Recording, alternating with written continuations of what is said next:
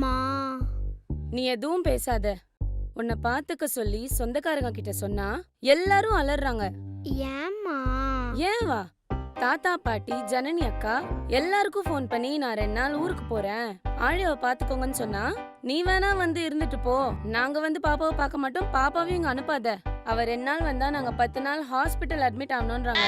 அந்த அளவுக்கு எதா பண்ணி வைக்கிற. தாத்தா பாட்டியை விடு, உங்க அப்பா நீ வீட்ல இருக்கன்னு தெரிஞ்சாலே சண்டே ஆனாலும் ஆபீஸ் போய் உட்காந்துக்கிறாரு.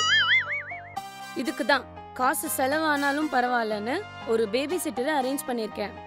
இந்த 2 நாள் அவங்க உன்னை பாத்துக்கிறதுல ஏதாவது கம்ப்ளைண்ட் சொன்னாங்க, வேற வழியே இல்ல ஆழியா, உன்னை ஹாஸ்டல்ல தான் சேர்க்க போறேன். நான் வேணா தனியா இருந்துக்கட்டுமா? தனியா? நீங்க தனியா இருந்தனா மொத்த அபார்ட்மெண்ட்டும் காலி பண்ணிட்டு போயிரும்.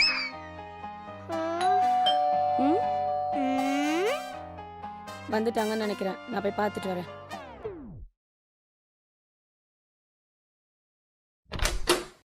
ஹே, வந்துட்டீங்களா? நீங்க 9:30க்கே போறேன்னு சொன்னீங்க.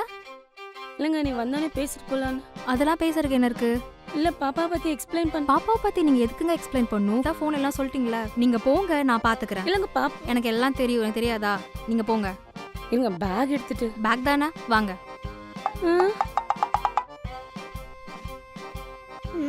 என்ன ரொம்ப ரகடானவங்களா இருக்காங்களே. ஏனாலுமே இப்படிதான் அப்ப ஆழியோடுங்க. கிளம்புங்க. டயலாக் கூட பேச விட மாட்டீங்க. மைண்ட் வாய்ஸ்ல பேசிக்கலாம். போங்க. மைண்ட் வாய்ஸா? ஐயோ ஆழியா.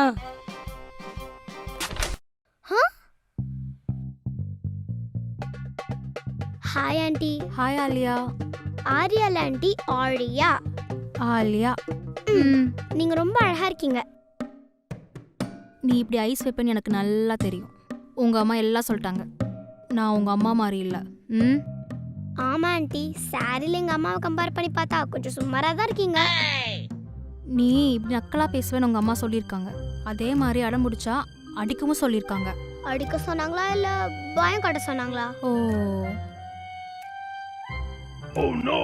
ஓ அப்படியா? வரட்டா?